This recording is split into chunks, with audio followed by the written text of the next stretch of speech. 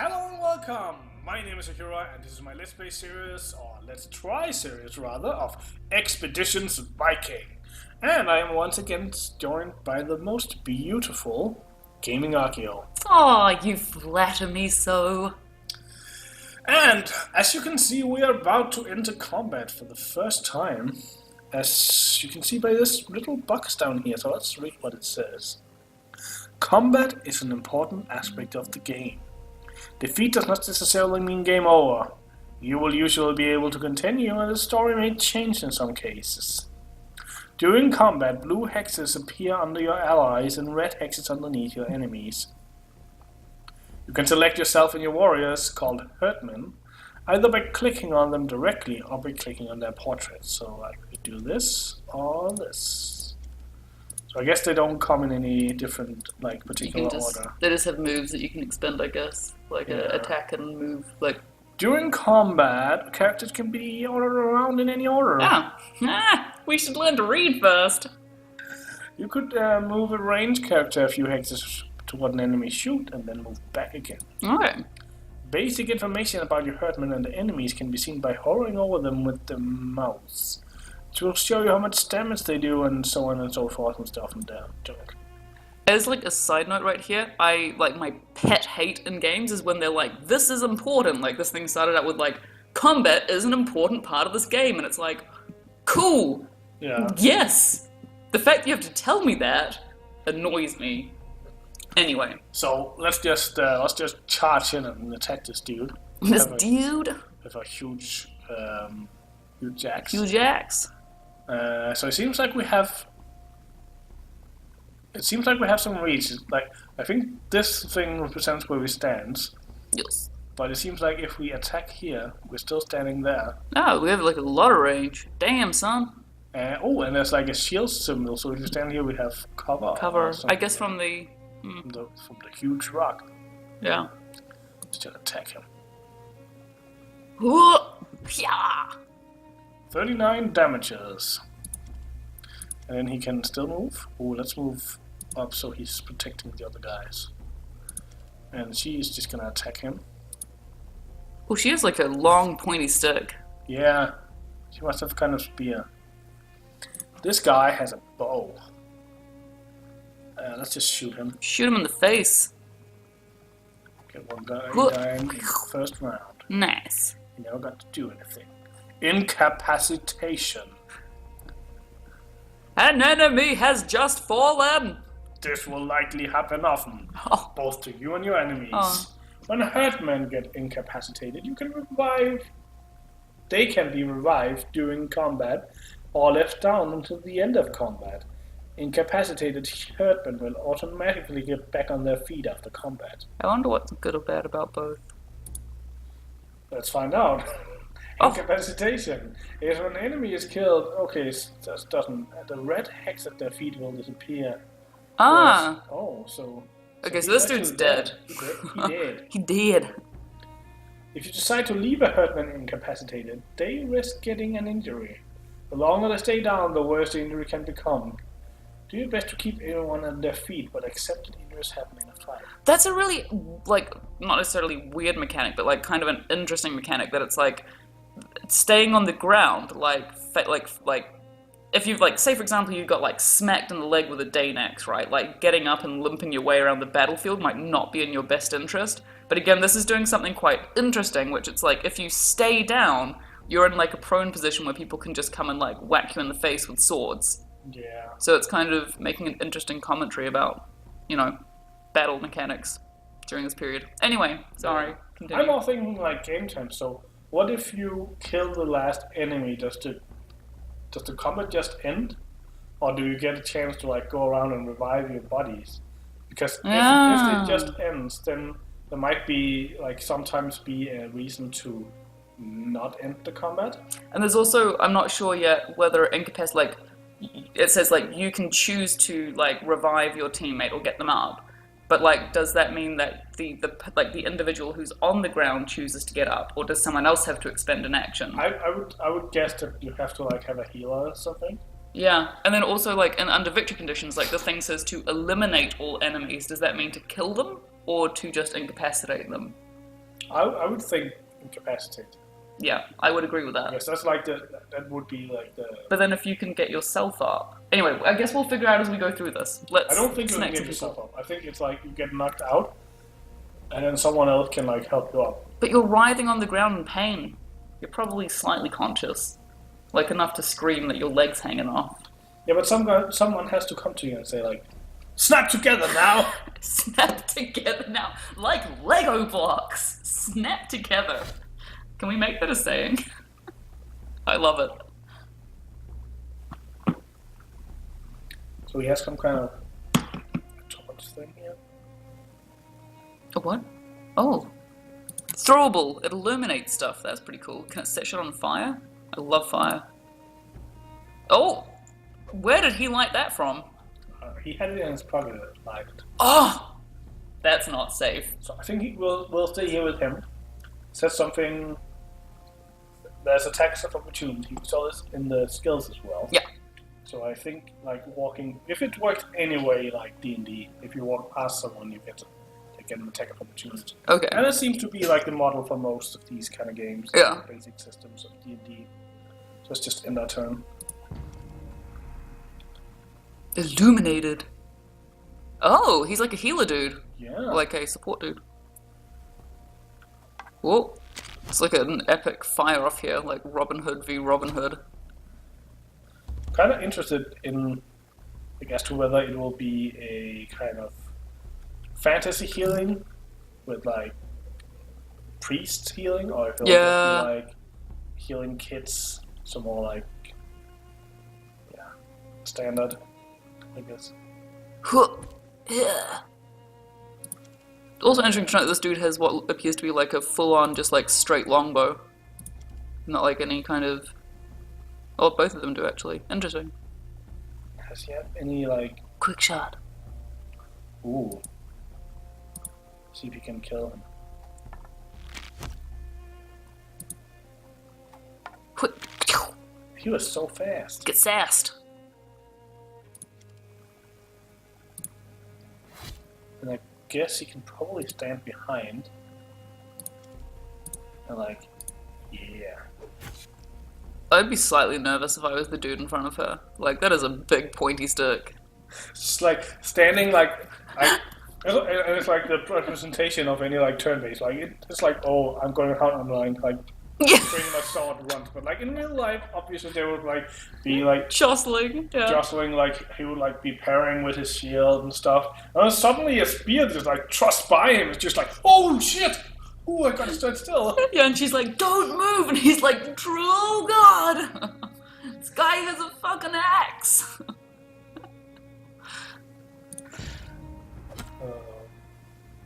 Like, that dude doesn't even use his shield. He's brave though that he didn't run away. Let's just. Yeah, run around that way. That's exciting. Woo! Splam. Splam. He did not hit him very hard. He did. He hit him for like 43. It's like the most anyone. Like, this guy's only gonna hit for like 30. Yeah. Okay. See, oh, look at this poor dude now. Like, I wonder if there's like morale. I want him to. Because sometimes you can't shoot into past your own guys with bows. So We should have tried. Just like accidentally shoot your own people. Oops! Soz. Sorry. Oh, she hits hard. Oh yeah, she's the 31. yeah. I think she has the highest damage, 51 to 53. Definitely has the highest damage. Girl power. Damn. Oh, it seems like I experienced two, all of them. What is the weird effect on that dude? He has like a thingy. What is the like chicken drumstick thing? -3 sen. Oh. Oh, is that because he got smacked in the face? Yeah, that's because he got smacked in the face. He was the dude who was on the ground. Oh Yeah, see? Clever. You're so clever. They gave him a chicken drumstick. Here's the chicken drumstick. Oh, I'm gonna fall on the ground! Status effect. Any status effects applied to a character will show up above the hit points bar. So, this is so below, but still. So nothing to do with that. Status effects can last anywhere from a few rounds to several in-game hours. Some are even permanent. So basically it can be anything, is what they're trying to say. Great. Fatigue is one of the more punishing status effects and will last as long as the character is still tired. Resting during campaign will get rid of it for the duration of the character's stamina, so make sure everyone gets their rest if you think you might end up in a fight. What else are you gonna do whilst camping? Like, rave camping? Party camping? Yeah, we're Vikings. This is true. To get more information about the status effects, you can click the info button and then click on the character friend or foe. Info button. Less reading, more face smacking. Info button. But nobody has a status effect yet.